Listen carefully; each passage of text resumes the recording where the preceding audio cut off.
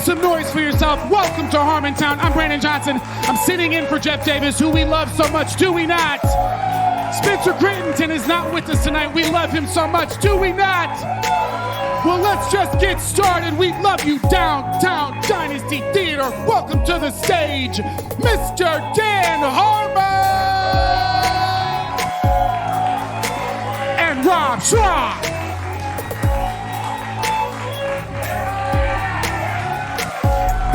Rob Schrock, everybody.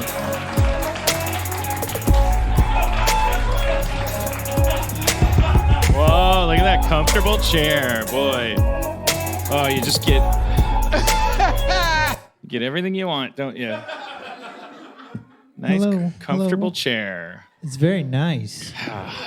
For those of you who tune in for the serialized aspect of our show, Schrob complains about stuff, and then the next episode, people have indulged him.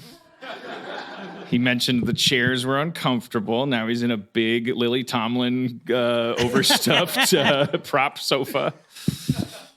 I hope you get lumbar problems tonight. I hope that's too much comfort for this podcast. More lumbar problems. You guys want to go to lumbar later in Silver Lake? Never was that. Would have been better if it came out clean. Okay. What? Nothing. It's a hipster bar. It's all about lower back support and infusion drinks. Lumbar. Yeah. All right. There's only one. I feel like there's a voice in my head that says, Harmon, you're gonna fuck this up. But I keep That's me.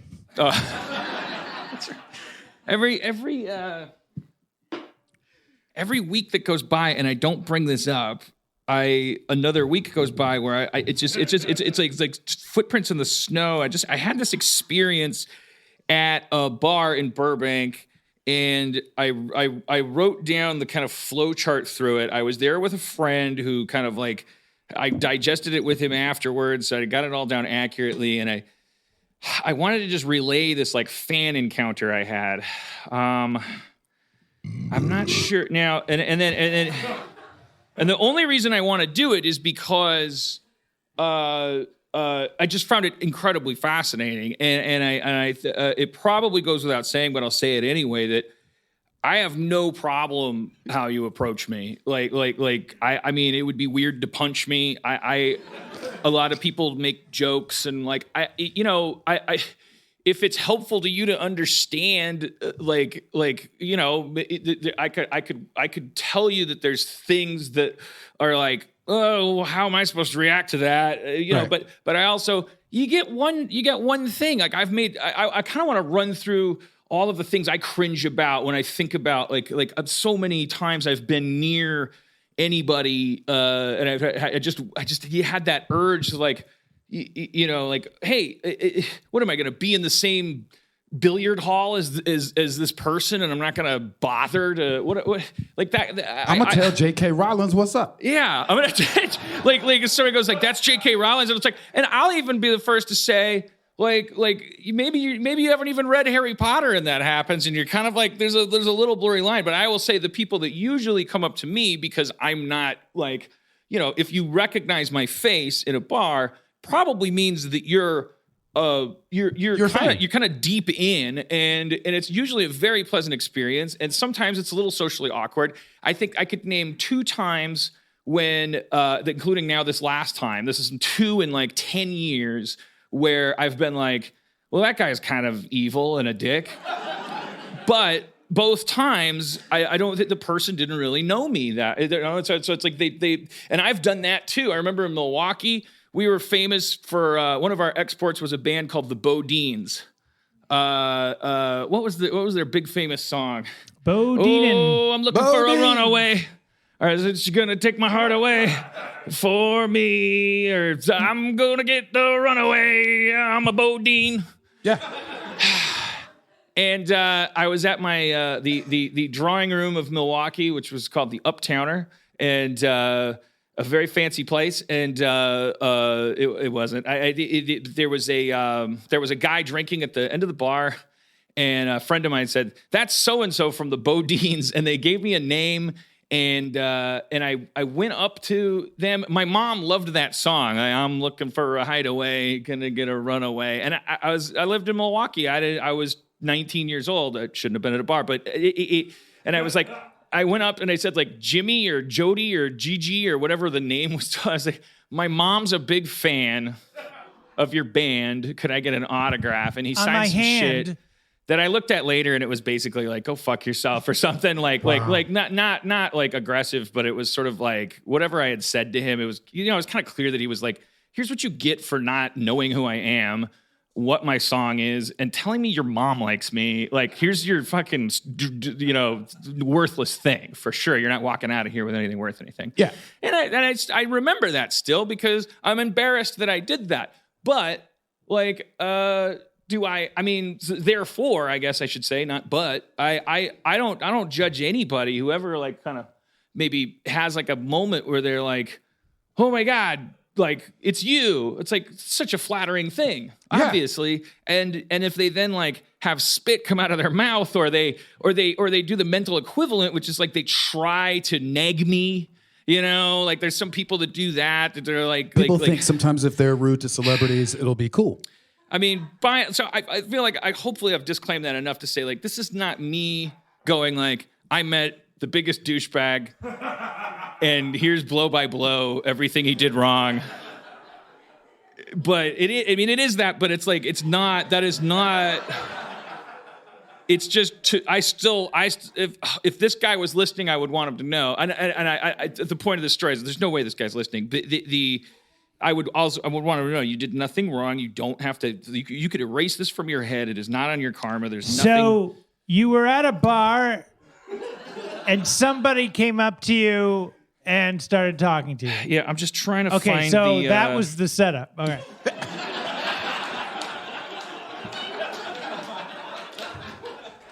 I'm trying to figure out what to type so that I can find it. I'm never gonna find it. Are you? No. Shrab, do you have any advice for people who come up to celebrities? Do I have any advice? No. While Dan really. searches. Not really. I mean, I think we told the Duchovny story last time, right? Yeah, we right. told that story.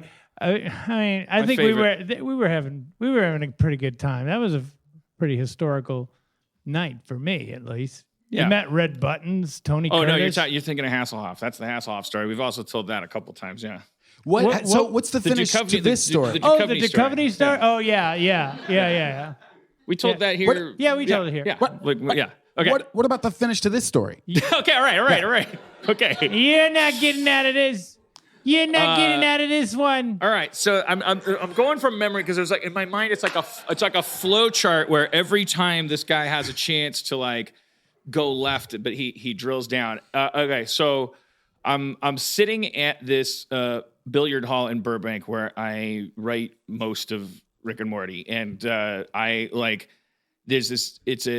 Sometime inexplicably in Burbank there's this like I don't know if it's like billiard leagues or something. Like the place is packed, and I'm like typing, and then as a guy comes up, and I see him peripherally, and he's kind of like. He's bobbing and weaving, and he's like captivated. And then he walks away for a second. He comes back, and he goes, "Excuse me, has anybody ever told you you look exactly like Justin Roiland?" And I think I've gotten that one before, like as a bit. Now zoom in on my flowchart where you go, okay, like this could be a great guy, right? Yeah. That could be a funny bit, right? Of course. It's brave. It actually didn't even occur to me that it did not occur to me. I assumed automatically. I was like, okay, what he means is. Big fan of your who you are, and not that I would mind if he deigned to not recognize me and confuse me with someone else. That would be fine too. But it didn't occur to me. I just assumed. I processed it like he's doing a bit. He doesn't want to be regular, right? He wants to be fun, and I could just laugh at that. I could go ha ha ha. And I go, yeah, I get that a lot. So that's me yes-anding him. I get that a lot. And then he goes, wait, God damn it. See, the thing is, I needed my fucking notes because it's like he did so many things wrong, so many things. And they were all like one after Let's just another. go for the first one. But I can't. I could skip two easily because he just. I mean, I should bail on the whole thing. Can we just try one more time? All right. Well, that's just because like, here's the great part. Let me think about it. Just like don't. Schraub, give us advice. Help me with my phobia of uncomfortable pauses and podcasting and stuff. And let me think advice. About it. And take off your shirt. No, cold. Okay. Yes, he's a genius. Schraub is a genius. That's good. Okay, so he said, "You just arrived," and I said, "Yeah, I get that a lot," which had just occurred to me, and now I remember, like, well, yes, that's yes-anding the joke, but it's also if it's technically in a technical narrative, it's saying I'm not who you think I am. Yes. So he reacted as if that were the case, and just went like, "Okay," and walked away, but he like did like a 2-foot lap like around like an invisible sunflower that he was pollinating that was just like his own self-loathing or something, or like the ghost of his dad, I don't know. And then he came back and he was like, nah, it is you. It's you. I'd know you anywhere. And I was like, yeah, hey, how you doing? And he's like, dude, Justin, what are you doing here? Oh shit! And I was like, I work here. I work around the block. And he goes, well, I don't know that. I'm not some sycophantic fucking ass kiss fan. I don't like worship your fucking life and know every goddamn detail of it. And I was like, that's cool. You don't have to. Did you? But it is Los Angeles. And what am I doing here? I thought you would shake him down in Justin's voice. no, because he doesn't know. Anyways, but why didn't you just say I'm not Justin? You're wrong about that shit because too, bitch. That's fucking no. That's not fair. You don't have to say no. Beg your pardon. I am not because I didn't. But he shit on you. Right, once he shit on you, can't you be like, motherfucker? You don't even know who you're talking to. No, because wait a minute. I'm gonna be right about this. You're gonna see because yeah, he shit on me. What I'm thinking at this point is he's going to be embarrassed at some point, and I could keep him from embarrassment. You know, it's like a parsley in your teeth, but it's like if someone with parsley in their teeth was like biting you. Like he's already being a bad person. So I was like, well, good. I can't wait for you to get the selfie, tag it, and feel like a terrible piece of shit. Just enough. Like it's fine. And then all justice is done. And so there were some other things God damn it, I swear there were like 90 fucking things. And I was like, really, that decision, that choice, that's amazing. Like the flow chart just has these clear, the thing goes this way. There's like 2 of them, one that like takes you. You actually kept it going after he was being aggressive. I didn't keep shit going. I'm a dude sitting at a bar. Did you shut it down? Did you? How do you shut something down? I kind of respect that you were like in for the bit so you could fuck him up with this selfie. That is some game master type shit. I will always yes and you. I'm never gonna be like, excuse me, I'm eating. That means like my mom died or like you have a hockey mask on. I don't know. I'm never gonna be like. I don't consider that fair to like turn me into the.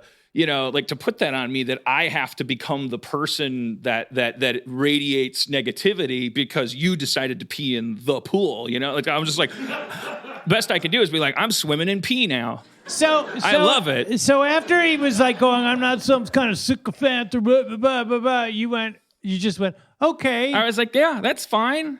Yeah, that's what you would do too. It's and you and I are not good people. We're passive aggressive. We're from Wisconsin. I've seen you interact with a million terrible people, and you always do the exact same thing. The shittier they get, the more you're like, okay, yeah, all right. Yeah, and then you'll throw in something like if they're giving you a note on your comic book, you'll go like, okay, yeah, well, I'm probably gonna keep doing whatever the fuck I wanted to do. But it was nice talking to you, you know, like that's. But I don't have anything to say in this situation because he's not telling me how to do the voices better. Or something. So keep doing whatever the fuck you want to do. What? Oh, I get it. Game recognized game. To Dan? All right, what is that? What is that? Is that a candle? This is a hot signature. That's a hot signature I have. All right, let me just like teleport to the end, and we'll bring our guest out. It's a hot signature. The thing Writing that blew with my a mind candle. is he goes like, "Hey, can I get a selfie with you?" And I was like, "Yeah, no problem." And I took the selfie with him. Then it's not a selfie. I guess it is. I'm sorry. I shouldn't be doing that. And then he walked away, and Mike Waldron and I were sitting there. We're working on Rick and Morty, and I was like, he was marveling at the whole thing, and we were comparing notes, and it was like, he was like, well, how often? And I was like, not like that, no. And he's like, so he's gonna go post it, tag it, and if I know our fan base, like he's gonna know in 5 seconds that he should kill himself and die by fire and all this stuff. What happened? But the crazy thing is that the guy absolutely, like, it was a selfie on the way out, like he was there for stuff, and then he was like, one last thing, can I get a picture? That was the thing. Like he waited till the end because why wouldn't you? And then he left, and it was like we really thought. I was like, and so that the epilogue of that story will be forever unseen. But then 5 minutes later he came back, and he was like, "Dude, Dan, I just wanted to congratulate you on out trolling me on that joke I was doing." Where I pretended to think you were Justin, and you fucking just stuck it out, and I didn't think you'd do that, but that was, congratulations, that was amazing, but whatever, I knew who you were the whole time. Yeah, well, guess what? Amateur hour.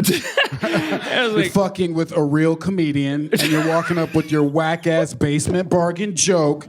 It was cute until you got aggressive, but now that you met the real Dan Harmon and fucked up in front of him, leave. But he wasn't. You could have just come over and said, "Can I buy you a drink, motherfucker?" But he wasn't, and because I ran through this 1,000 times. Like he was revising. He came back, to salvage completely needless, like salvage. It's like you didn't have anything to salvage ever. Like what do you're like that? And that was the mind blower. But in whose eyes? It was like, oh, remember that guy? Hey, remember me like this? Like I'm not gonna remember. I'm not even gonna remember the details of the story while I'm shit talking you. Damn, dude, I'm blowing up. Oh, shit, it's him. Heard you in real time, Justin. Didn't like what you said. Anyway, I will forever regret this because I was like, I knew it. It's been like 3 weeks. And I was like, oh, you never told that story. I would have had like I would have had the whole thing in my head. It's bad podcasting, but that's why you're here. I mean, otherwise you're just you're experimenting. I guess you're walking around downtown and you're like, let's go to a podcast we don't know is bad yet. Let's see if it's bad. If those people I feel bad for, the rest of you, you're getting what you paid for. You know that.